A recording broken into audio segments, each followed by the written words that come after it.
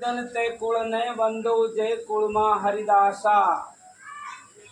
ધન ધન તે કુળ ને બંધુ જે કુળમાં હરિદાસા।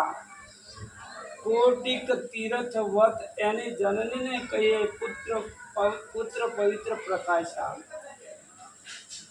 ધન ધની કુળ ને હું વંદુ છું, જે કુળમાં હરિનો લાલ જાગે છે, જે કુળમાં હરિની ભક્તિ કરે છે, એ કુળને હું વંદન કરું છું। એ કુળને તો વંદન કરું છું, પણ એની જનનીને કોટી વાર વંદન કરું છું। કોટી વાર એટલે કરોડો વખત। કારણ કે આવા પુત્ર પ્રકાશે અને શુદ્ધ વિચારો જાગે અને સત્યમય જીવન બનાવે અને સંતોનું આગમન જે ઘરે થાય, એટલે એની જનનીને પણ કોટી વાર પ્રણામ કરું છું। એટલે સંતોનો મત છે, જીવન જોબન રાજ ધન અવિચળ રહે ન કાંઈ।